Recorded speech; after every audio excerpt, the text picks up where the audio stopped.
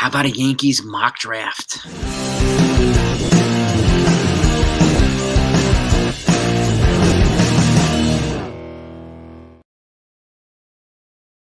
Hey everybody, hope you're doing well. Happy Saturday. So hope you're all in a good mood. The Yankees beat the Orioles last night 4-1.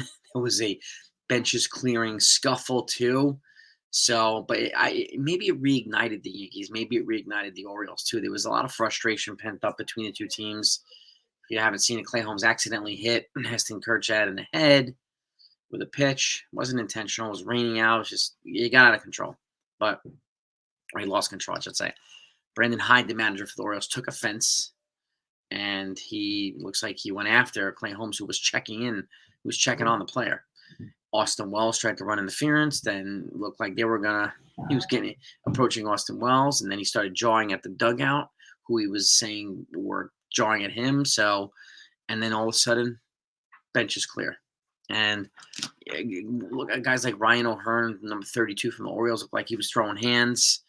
And I mean, it looked like the manager wanted to throw hands too. So, but nevertheless, I wouldn't be surprised if one or two of those guys get suspended, and there's warnings at the very least thrown, across both teams' way today. But Garrett Cole got a win.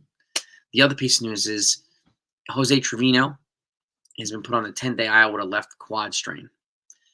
In return, the Yankees are calling up catcher Carlos Narvaez. So Carlos Narvaez is in AAA over there with Augustin Ramirez. His stats offensively aren't as flashy or robust. He's batting .269 with 9 homers, 47 ribbies, and 8 steals with an OPS of 829. He's got 44 career home runs, 202 career RBIs. So he's a relatively consistent producer on the offensive side. He's a good defensive catcher with a good arm. So no surprise there. And hopefully he gets a chance to play, just like I hope Yorbit Vivas gets a chance to play maybe today.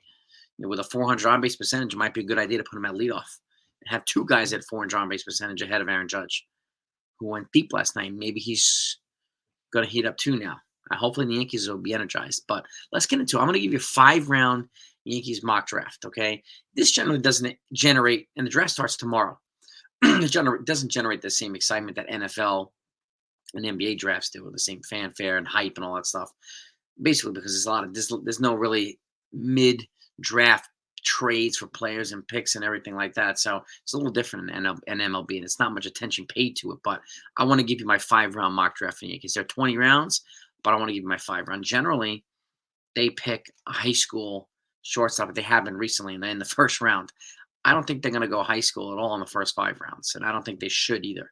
If they want to go international prospects, those are where the high school guys are going to be here, and those are where the high school players generally work their way up through the system. So I would stick there, or even after 5 rounds, go go after some high school players for the Yankees. They need some college players, particularly in corner infield positions. We need depth in that area, and I think they're going to add some pitchers and an outfielder too. So with that, my first pick is going to be Tommy White, pick 26 from third baseman from LSU. I talked about Billy Amick yesterday. I would love it if they got him. I'm not sure he's going to fall that far. But Tommy White, he propelled LSU to the College World Series. He's a righty hitter, 21 years old, righty batter too, righty hitter and righty thrower. And he's got 75 career home runs at LSU with 249 RBIs. This guy's known for being a run-producing machine. And that's the type of energy and production we can use at the corner infield. And we are light in the corner infield positions.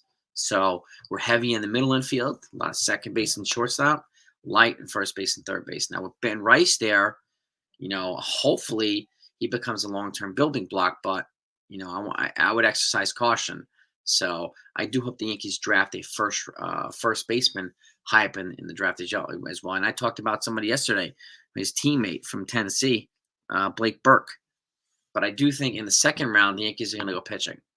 And this is Bryce Cunningham. He's a right-handed pitcher from Vanderbilt.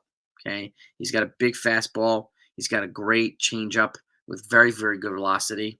So he needs to work on his slider as a third pitch, especially against left-handed hitters. But this guy's got a 27% K rate versus a 9% walk rate. So it's 3-to-1 ratio. So he's got pretty good production capabilities as a right-handed pitcher. So he's projected as a starting pitcher as well. So that's my pick for number 2. Round 3, We got him going pitching again. This is Peyton Toll, left-handed pitcher from TCU. He's 6'6", 250, a big lefty. We need a couple of big lefties, right? Aside from Henry Lane. And we need him at the college level. Okay. This guy was 7-4 this past year. 125 strikeouts in 81 innings pitched. He averages over 13 Ks per innings per 9 innings. So that's a type of beast you could be looking at right there. So he'd be my third round pick for the Yankees. My fourth round pick is a guy named Harrison Didewick. He's an outfielder from University of Virginia. And the Yankees, look, the Yankees might lose some outfielders to free agency and to the Rule 5 draft. So they need to add some outfielders, particularly at the college level, in the draft. So we have guys that can get up to the higher levels of the system a little bit quicker. Okay. He hit 23 home runs this past year. He also has a 420 on-base percentage against lefties. Okay, he hits lefties extremely well. And that's one of the problems that the Yankees have had recently is hitting lefties well, particularly with their left-handed hitters. Well, this guy's a lefty, and he hits lefties well. So he's on the 90th percentile with exit velocity. He's got good contact and power ratio combined. Okay, his exit velocity is 106 miles an hour, so he puts good contact to the ball. Okay, but he's an average defender, so he's got to work on his defense. But he profiles best as a corner outfielder anyway. So maybe down the road, you'll see a right fielder or a left fielder. So he's my fourth round pick for the Yankees. And he does need to cut down on the strikeouts too. So that will happen in the system. Lastly, my fifth round pick is another pitcher. Aiden Mays, a right-handed pitcher from Oregon State. Another feisty righty. 6'2", 196 pounds. He averages about 95 to 96 for his fastball. He's got a plus slider, but he needs to work on a third pitch. But it sounds like he's working on a changeup right now. So we'll see how that goes, but I would still work on another third pitch either way. So in 63 innings pitched this year, he had 70 strikeouts versus 18 walks and a 2.78 ERA. So consistent production here from these players, right, at the college level. That's one of the things I look for in a draft. Not necessarily this guy's super high ceiling, potentially in 5 years. I'm looking for consistent production at the college level, which generally translates for most positions up well throughout the system, right? And all these guys reflect consistent production.